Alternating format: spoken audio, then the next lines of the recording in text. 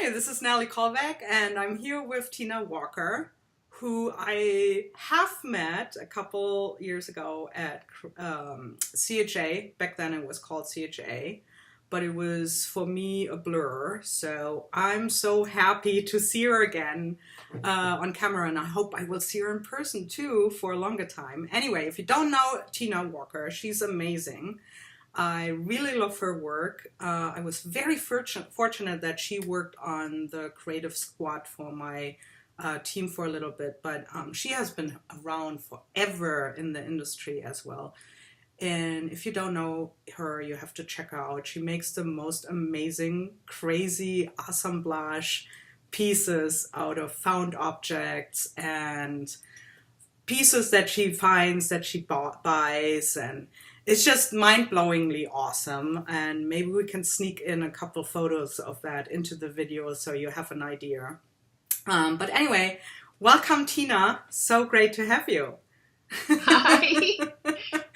So Tina, tell us a little bit about yourself and what kind of work you do, and yeah, just like shoot it out.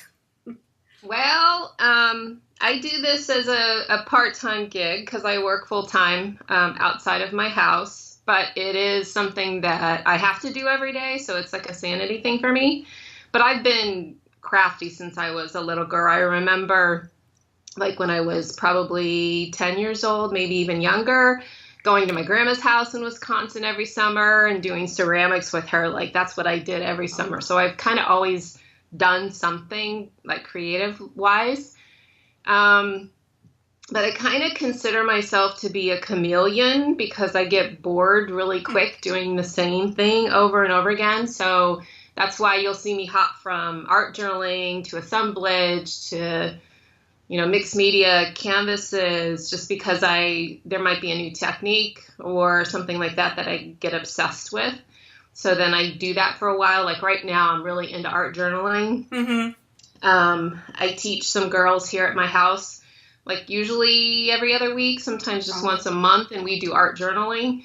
But that's like my thing right now is to do art journaling. But I like mini books and assemblage. So it just kind of depends on where my brain is. And what I always found so fascinating with you is that so for the creative squad, for example, we would have every month like a theme, and then you guys would be like turning one project in, but Tina would almost always turn two like crazy elaborate amazing projects in. And I was always like, oh my god, like, because not only were they like just like beautiful, but they were also like time intensive, and two of them. And I was always like so amazed by it. So when I was working full time, I sometimes had a hard time to keep up with, create. Like, do you have a routine every day, or how do you make time for yourself besides your job to do that? Well, I'm lucky because my kids are grown, so they aren't here in the house anymore. So I have a ton of free time that I didn't have when they were younger. So I work, the typical 40 plus hours a week.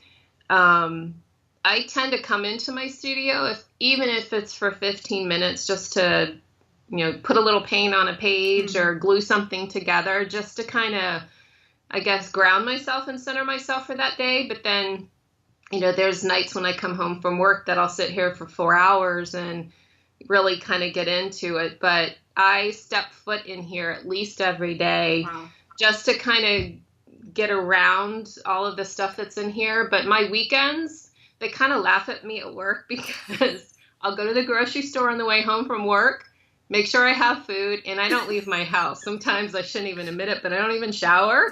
I just kind of like sit in my room. I have my TV in here for background noise, and I just kind of, me and the dog sit and hang out, and I make art all day long. So I have a ton of free time to do that, and that's what I find where my happiness is. So that's where, my time is. But when I get in that zone, like you said, for the creative squad, if I'm into a certain product, I'll just keep going. Like I always make extras, and that's how those extra projects kind of come out because I just keep going and going and going. But that's where my time comes from. That's cool. So so I gather that you not necessarily sit and do one project on one, like you have like one sittings, you work on maybe several pieces throughout a certain amount of time, like several days or maybe even weeks sometimes, I guess. Yeah, my projects, I mean, I can finish something in a period of time, but usually like if I look at my desk because I've got all my projects over here, I have 3 projects going on my desk, and that's between art journaling, a project for Stencil Girl, and a project for the Sustainable Soul. So I've got all 3 of them kind of in various stages that I'm working on. Um, I I'm impatient. That's why I have so many, because I can't stand to wait for things to dry. So I'll start something else in the meantime. But then there are times, especially when I'm in a mini book mode, Mm, I'll sit down and I can crank out a book in, a couple of hours. So it just kind wow. of depends on what's going on, if it's the weekend, if it's in the evening, and kind of do both. But yeah, I usually have multiple projects going on my desk at one time. That's cool. I will come back to one of the things that you mentioned a little bit later, but before I we get there, I want to ask you because I asked that everyone that we interview for the Creative Jumpstart. I'm so excited that you're on Creative Jumpstart this year. Yay! Yay! And so, if you could go, let's say, on an artful adventure tomorrow, time, money, no obstacle, right? Whatever you want, like outside world gone. What would you do? What would you like to do? You could even That's an take a time interesting. machine. Well, it's an interesting question because it kind of goes to. I have two kind of loves. So if you look at my art journal work, it's always very bright. I'm attracted to lots of color. Got to have Mm, lots of color. But then I'm also in my assemblage pieces. I like old. I like vintage. I like worn, really muted colors. So I guess my first reaction would be Europe. I'm always like I have this connection, like in Scotland or the UK or in Ireland, just to go there with the old, just with the mm-hmm. old brickwork and things like that. But my mind immediately switched to like Nepal. If I could go there with just the colors and then the history, it's so different than what I live in today. Those would be probably the 2 areas. If I could just go and, spend a month there just Mm-hmm. to immerse myself in the culture, those would probably be the 2 places I would like to go to. And where would you like to go to collect? You would probably try to collect something for your artwork there too on your artful adventure. What would you look for? I like unique things that you wouldn't normally see in art. A lot of times, because I go antiquing all the time, Mm, that's where I get a lot of my supplies for my assemblage pieces.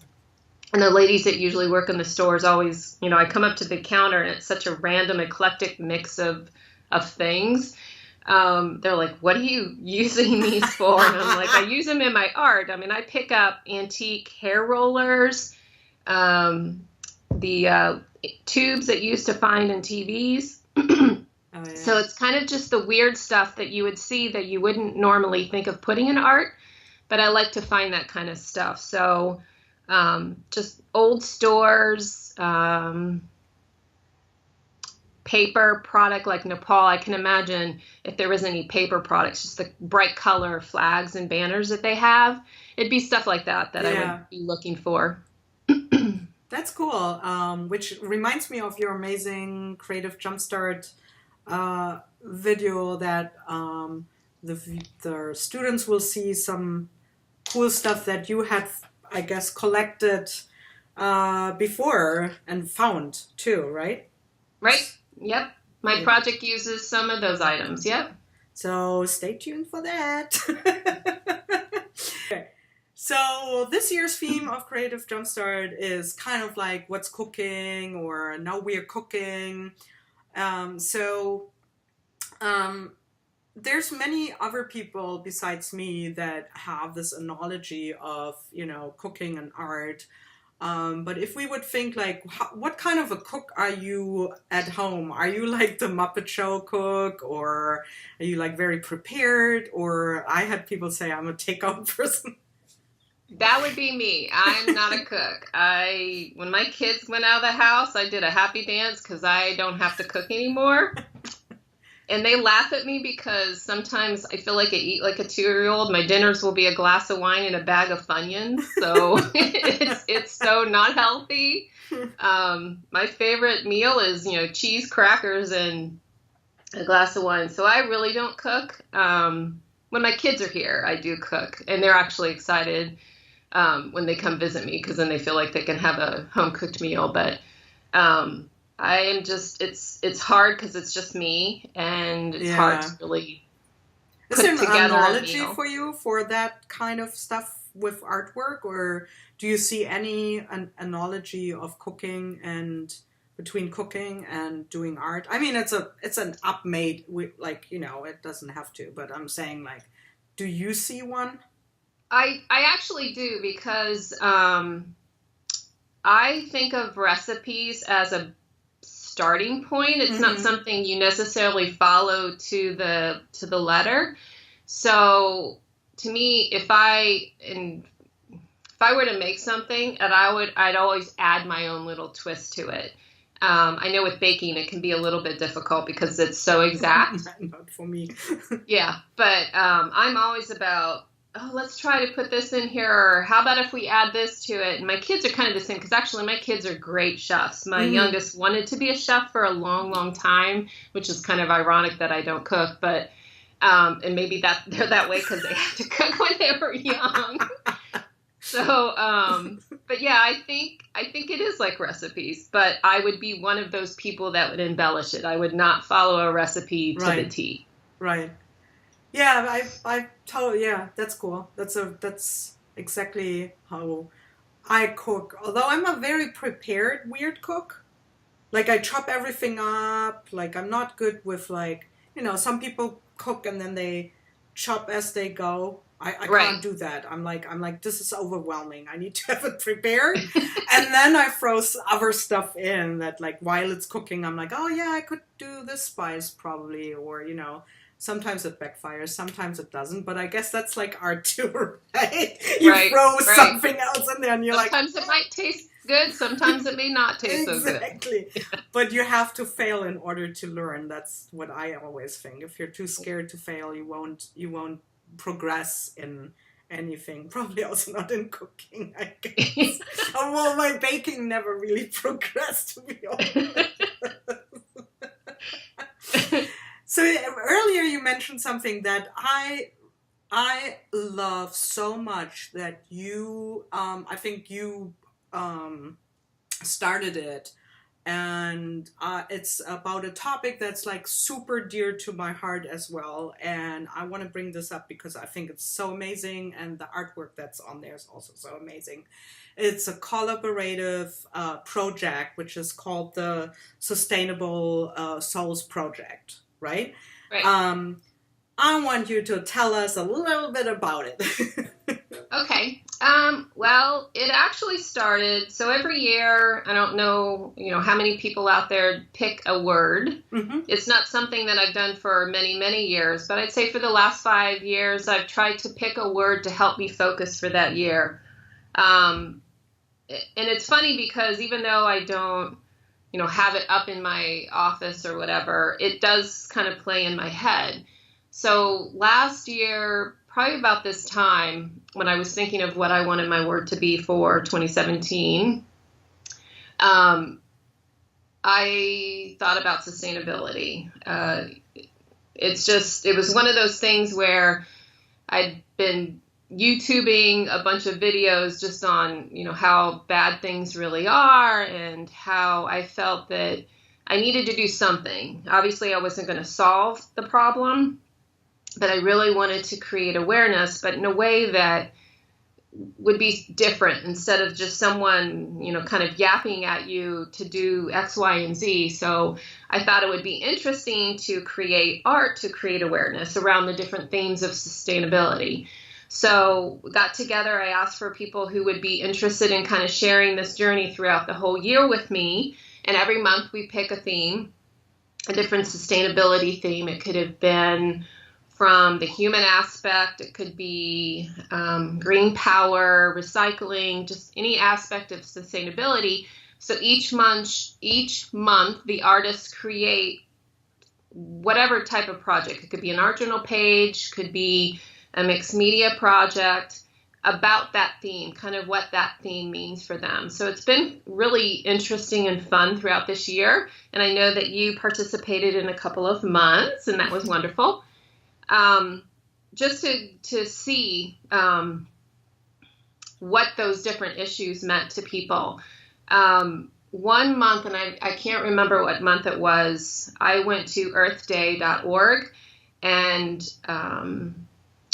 they have Billion Acts of Green, and I went and added the Sustainable Souls Project onto that, and they actually contacted me. They read it, and they saw it, and they wanted some help in doing a contest for their 2018 theme in designing t-shirts and posters and stuff. So, that made me feel really good that it was being seen and it was being kind of heard. But that's where the whole project came from. And I'm debating right now whether I'm going to continue this through 2018, maybe on a personal level, because it can be tough. People it's hard for people to have time to keep doing that. But I've really enjoyed my projects and the subtle, I guess, my subtleness in each project and how that theme came out. But it's been a fun adventure this year, and how I've been able to use my word of focus and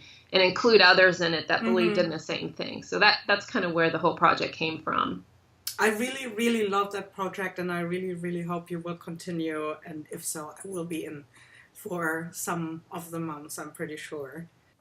We talked a little bit about that already, like how, you do your, spend your creative time or make time. But since it's Creative Jumpstart, the idea for Creative Jumpstart came to me, now it's the 7th year we are doing it, so 7 years ago.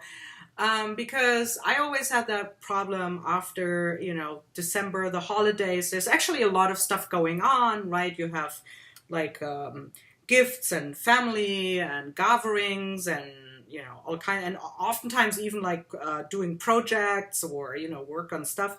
And then comes January, you're all hyped up for the new year, but you're really, really, at least I was always really tired. Right. It was really hard for me in January to get the energy to do something. And so one morning in December, maybe that was probably earlier in the year, back then I woke up and I was like, you know what? Why don't I ask my friends, how do they jumpstart their creativity? So hopefully for everyone, the answer is nowadays with Creative Jumpstart, right? Woohoo! Yeah. But Tina, how do you jumpstart your creativity when you feel like a creative low, if you ever have that at all? Well, obviously I'm a Pinterest horse.